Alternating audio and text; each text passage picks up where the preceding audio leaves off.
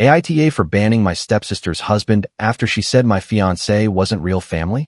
I'm Ian, 35, and I should have been worrying about cake flavors, hotel blocks, and whether my uncle was going to request the chicken dance at our wedding. Instead, Michelle and I were sitting at our kitchen table with a stack of invitations between us, a guest list spreadsheet open on my laptop, and one name causing more damage than I ever thought possible. Blake, my stepsister Kelsey's husband. Michelle, my 32-year-old fiancée, has spent the last 4 years showing up for my family, even when it was inconvenient. She brought soup when people were sick. She remembered birthdays I forgot. She helped my stepmom, Elaine, wash serving dishes after holiday dinners while everyone else wandered into the living room. She knew my dad, Robert, liked extra lemon in his iced tea, and that Walter, Kelsey's grandfather, pretended he didn't want dessert until someone put pie in front of him. Michelle had done the work of family before anyone bothered giving her the title. And somehow, after all of that, she was still treated like she was standing outside the front door waiting to be let in. The person who made her feel that way was Kelsey, which made it hurt worse. Kelsey is my 29-year-old stepsister, but for years I barely used the step part. Our family tree has always been messy. There were divorces before Robert and Elaine got together, awkward holidays, tense drop-offs, and years where everyone smiled too hard because nobody wanted to admit how fragile things were. Kelsey was younger than me, and back then she seemed like someone who needed protecting. So I protected her. When she called me crying after a fight with Elaine, I answered. When she got overwhelmed at family gatherings, I walked outside with her until she could breathe. When people made jokes about blended families, like we were some kind of failed science project, I changed the subject or took the hit myself. Kelsey used to call me first when something went wrong. She used to sit next to Michelle at Thanksgiving and say things like, "You're basically my sister-in-law already." That was before Blake. Blake wasn't terrible at first. He was polite enough, shook hands with my dad, laughed at the right jokes, and helped carry coolers at barbecues. But there was always a little edge under everything he said. If someone referred to Michelle as family, he would smirk and say, "Let's not hand out titles before the paperwork clears." Michelle always laughed it off. She was good at that. Too good, maybe. The first real crack happened when Kelsey's wedding invitation arrived. It was a thick cream envelope with our family name printed in shiny black ink. I remember Michelle setting it on the counter and smiling before I opened it. Kelsey's wedding had been all anyone talked about for months, and Michelle had helped Elaine tie little ribbon samples around favor boxes one Sunday afternoon. She had listened to Kelsey talk about centerpieces for so long that even I knew the difference between ivory and champagne linens. I opened the envelope and pulled out the invitation. It was addressed only to me. Not Ian and Michelle. Not Ian and guest. Just Ian. At first, I thought it was a printing mistake. I went to the RSVP website, typed in my name, and there was one box available. Mine. There was no option to add Michelle, no drop-down, no note, nothing. Michelle was standing next to me in socks, holding a mug of tea, and I watched her face change before she could hide it. "That's weird," she said quietly. "It's probably a mistake." I texted Kelsey right away. "Hey, I think the RSVP link only has my name. Is Michelle listed somewhere else?" Kelsey didn't answer for 2 hours. When she finally did, it was one of those messages that looked soft on the surface but felt rehearsed. "Hey Ian, I'm so sorry. We had to make some really painful cuts. The venue is tighter than we expected, and the budget got out of control. We're keeping it small and family-focused. I hope you understand." I stared at the words for a long time. Michelle and I had been together for years. We were engaged. She had been at every major family event since my cousin's backyard graduation party. There were people in my family who asked Michelle for recipes more often than they texted me. So I wrote back, "I understand weddings are expensive, but Michelle isn't a random plus one. Is there room for her at the reception at least? Or the rehearsal dinner?" Kelsey answered faster this time. "I feel awful, but we just can't. Please don't make this harder. I'm under so much stress." Then Blake texted me separately, which was strange because we were not exactly text each other guys. "No hard feelings, man. It's just not official until it's official." I read it twice, hoping it would sound less insulting the second time. It didn't. I wanted to call Kelsey. Michelle saw it on my face and put her hand over my phone. "Don't start a war before her wedding," she said. "I'm not starting a war. I'm asking why my fiancée is being treated like some woman I met last week. Michelle folded the invitation back into the envelope with more care than it deserved. I'm hurt, she said. I'm not going to pretend I'm not. But I don't want to beg for a chair next to you. That's not the kind of welcome I want. You want me to go without you. I want you to decide without feeling like I'm forcing you. Kelsey is your sister. I know this is complicated. That was Michelle. She was in pain and still trying not to become the difficult fiancée. She didn't ask me to boycott. She didn't tell me to choose. She just looked small and tired in our kitchen, like the family had reminded her there was an invisible line and she had been standing on the wrong side of it the whole time. I should have listened to what that moment was telling me. Instead, I convinced myself this was a stressed bride making a messy guest list decision. I told myself Kelsey wouldn't intentionally hurt Michelle. I told myself there was probably more going on behind the scenes. So I went to the wedding alone. The second I walked into the reception space, the venue excuse started falling apart. The room wasn't bursting at the seams. It had breathing room. The tables weren't jammed together. There were empty chairs tucked against the walls and 2 tables with open seats after dinner started. The seating chart had little cream cards hanging from a gold frame, and I stood there staring at them like they might explain something if I looked long enough. They didn't. Blake's friend Erin had brought a date. I knew this because Erin introduced her to me as my girlfriend, kind of new, but we're having fun. One of Kelsey's college friends had a boyfriend there who, according to the table conversation, had been around for 6 months. A woman from Blake's old apartment building had brought someone nobody seemed to know. Apparently, 6 months with Blake's buddy counted more than 4 years with me. I found Nora near the bar. Nora is my younger sister, 27, and she has the kind of bluntness people call dramatic when they don't like being told the truth. She took one look at my face and said, "So you noticed?" Noticed what? She tilted her glass toward the room. That this isn't a guest list. It's a ranking system. I didn't answer. Nora leaned closer. My invitation came late. What do you mean late? As in, I wasn't on the first RSVP list.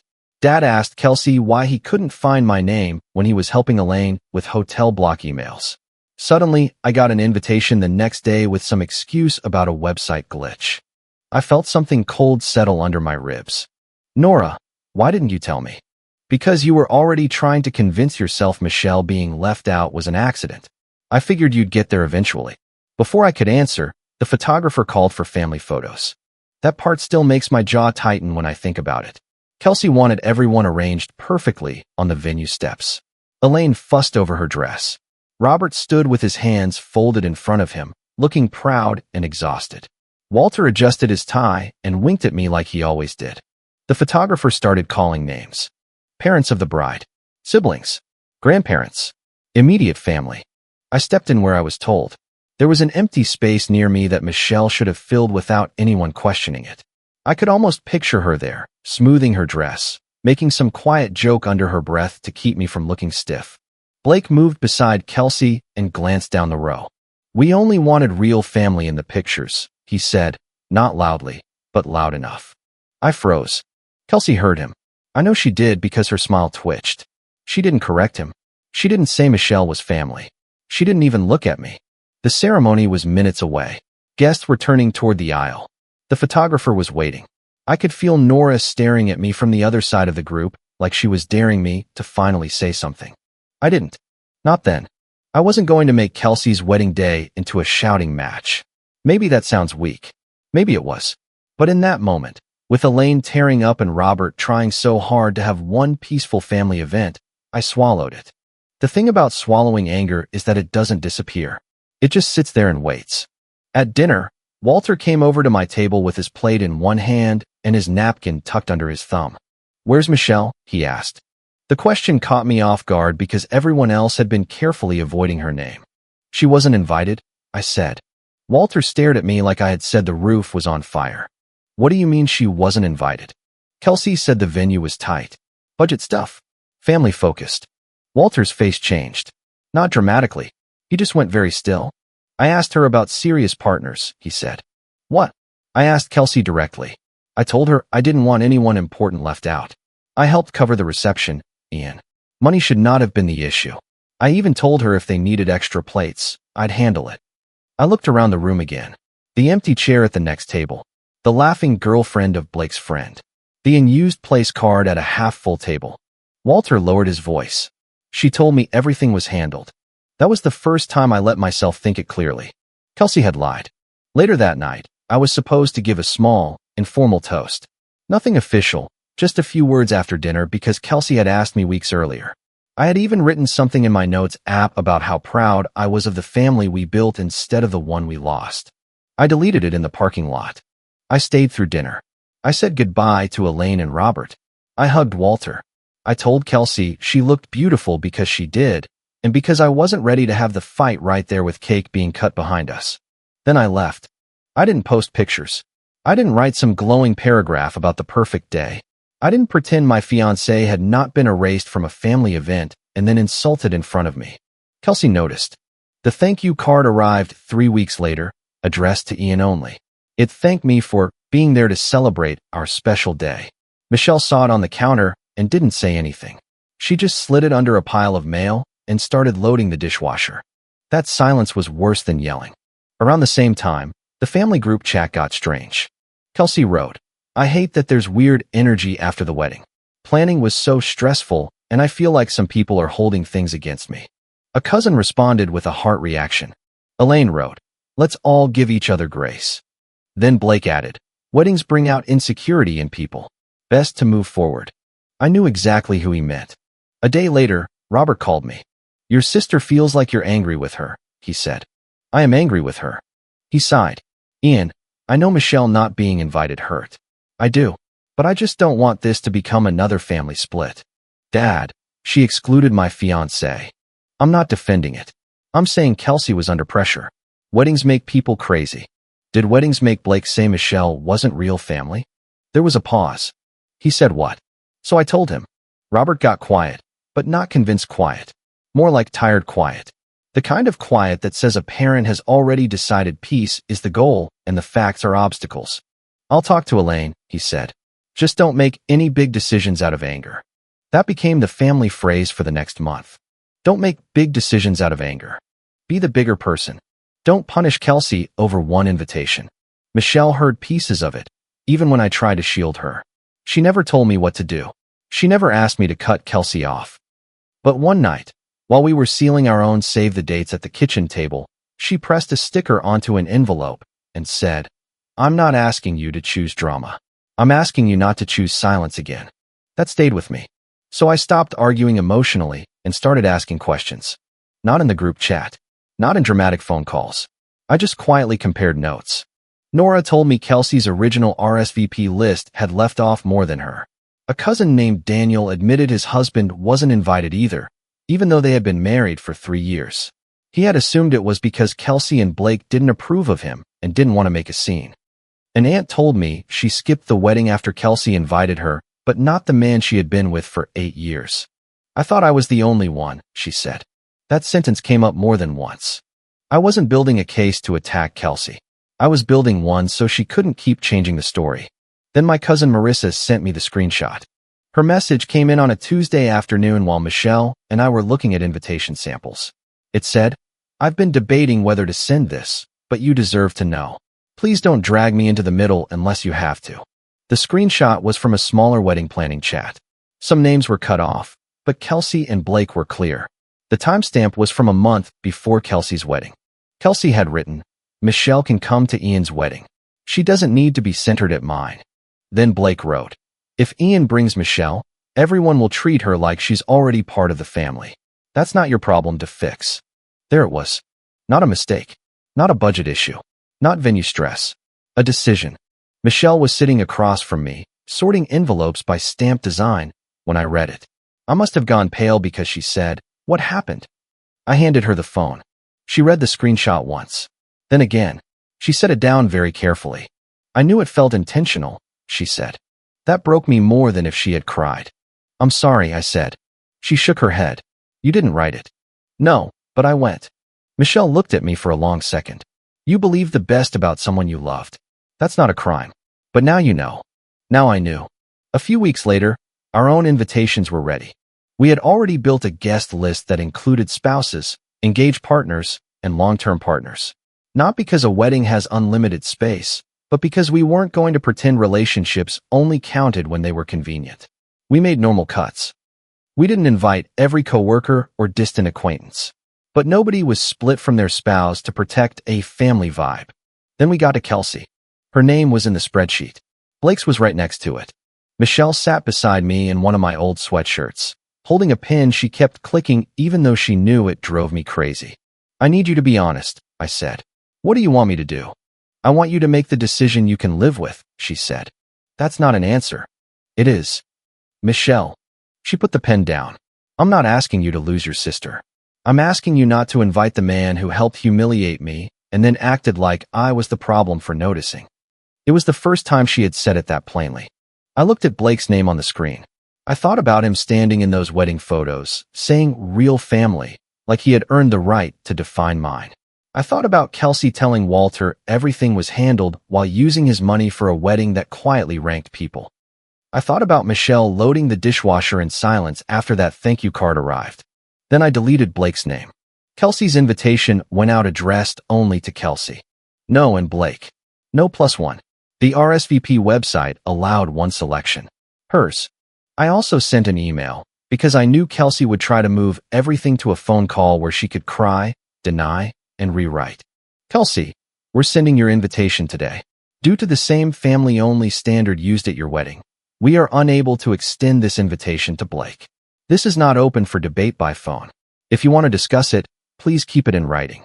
She called me 6 times in 20 minutes. I didn't answer. Then the text started. Are you serious? You're being cruel. You know Blake is my husband. This is so petty, Ian. You're punishing me over one invitation. I responded once. You taught me that being engaged doesn't make someone family. I'm applying your rule. Blake texted next. Real mature. You're letting Michelle run your life. I wrote back. This is not Michelle controlling me. This is me finally paying attention. He didn't like that. Within an hour, the family group chat exploded. Kelsey wrote, apparently Blake isn't invited to Ian's wedding because Michelle still hasn't gotten over mine. Blake added, sad when a guy lets his fiancée decide who his family is.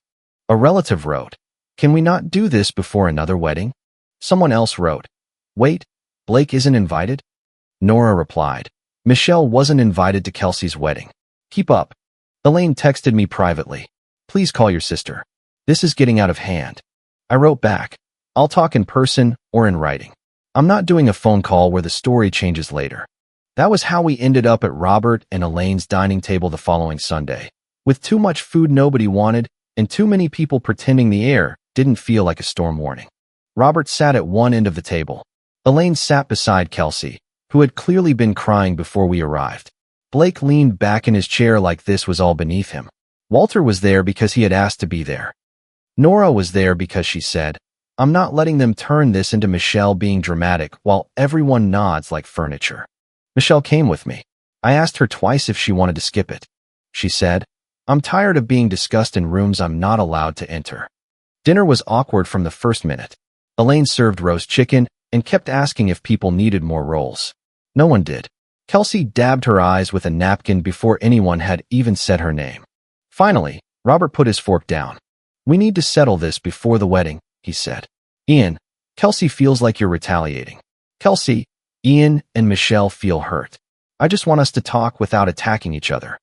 Kelsey turned to me immediately. You are retaliating, she said. You sent me an invitation that excluded my husband. Do you have any idea how that felt? Michelle's hand tightened around her water glass. She didn't speak. I said yes. Kelsey blinked. Blake scoffed. So that's the game? You hurt us because Michelle's feelings got hurt. My fiancée wasn't just hurt. She was deliberately excluded. Kelsey shook her head. I was planning a wedding. I couldn't make every single person happy. Nora muttered. You made Blake's friend's 6-month girlfriend happy. Elaine gave her a look. Nora. No, seriously, Nora said. We're all sitting here pretending this was an unfortunate seating issue. It wasn't. Elaine looked at me, tired and sad. Ian, I know Kelsey hurt you. I just don't know how to fix this without losing somebody. Can't you be the bigger person? There it was. The sentence everybody reaches for when they want the injured person to make the room comfortable again. I reached under my chair and pulled out the folder. Blake actually laughed. You brought homework? I brought receipts, Nora said. I opened the folder and put the first page on the table. I'm not asking anyone to pick sides, I said. I'm asking everyone to stop pretending this was an accident. The room got quiet. I started with Kelsey's text about the venue being too small and the budget being tight. Then I put down photos from the reception, including the empty seats and the table with 2 unused place settings. I didn't take those photos to be petty. They were from the shared wedding album Kelsey had sent around herself. Kelsey's face went pink. You're seriously using my wedding photos against me? No, I said. I'm using your explanation against your wedding photos. Then I slid over the notes from Walter. Not dramatic. Just dates. When he had offered to pay for extra plates. When he asked whether serious partners were included. What Kelsey told him. Walter leaned forward. I asked you, Kelsey. I asked because I didn't want anyone important left out. Kelsey stared at the table. I was stressed, she said. Walter's voice stayed even. Did you tell me every serious partner was invited? She didn't answer. Elaine looked from Walter to Kelsey. Kelsey, Blake cut in. This is ridiculous. Weddings have limits. We wanted real family in the room. That shouldn't be controversial. Robert looked at him then, really looked at him. Blake, he said slowly, you don't get to define family and then complain when the definition reaches you. Blake opened his mouth, but Robert held up one hand. No, you had plenty to say about who counted as family. You can sit with the consequences. For the first time since I arrived, Blake shut up. I kept going. I showed the message from Daniel about his husband being excluded. I showed the aunt's message saying she skipped because her long-term partner wasn't invited. I showed the part where Nora's invitation had come only after Robert asked why her name wasn't there. Kelsey started crying harder. You're humiliating me, she said. I looked at her and felt something in me finally stop trying to protect the version of her I missed. You humiliated Michelle quietly and expected me to protect your peace loudly. The words landed harder than I expected. Elaine closed her eyes. Robert looked down at his hands. Michelle stayed very still beside me. Then I put down the screenshot. Kelsey saw it before anyone else did. Her face changed completely. Blake leaned forward. Where did you get that? Does it matter? I asked. Yes, it matters. Private messages taken out of context. Michelle spoke for the first time. What's the context where that sounds better? Nobody answered. Elaine picked up the page and read it silently. Her hand went to her mouth. Kelsey whispered, I didn't mean it like that. I said, you wrote that Michelle could come to my wedding and didn't need to be centered at yours. Blake wrote that if I brought her, people would treat her like she was already part of the family. Kelsey looked at Michelle then. Not at me. At Michelle. Michelle's voice was quiet. I never asked to be centered at your wedding. I just thought I mattered enough to sit next to the man I'm marrying. That was the moment Elaine broke. She pushed back from the table and covered her face. Kelsey, tell me this isn't real. Kelsey didn't. Walter leaned back in his chair, looking older than he had when we arrived. I paid for chairs, he said. Not for lies. Kelsey started rambling then. She said she was overwhelmed. She said Blake had a big family and hard choices had to be made. She said she didn't want Michelle in every photo before our wedding because it felt like everyone was already making room for Michelle and forgetting that it was her day. It wasn't a clean confession. People rarely give those. It came out messy and defensive, wrapped in excuses and tears.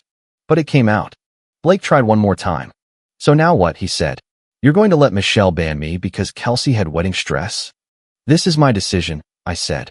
Blake is not invited to our ceremony, our reception, the rehearsal dinner, or family photos. Kelsey looked stunned.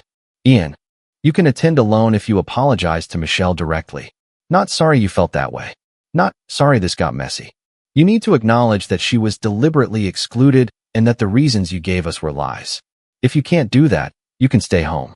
Elaine looked like she wanted to argue, but Robert spoke first. That's fair. Kelsey stared at him. Dad.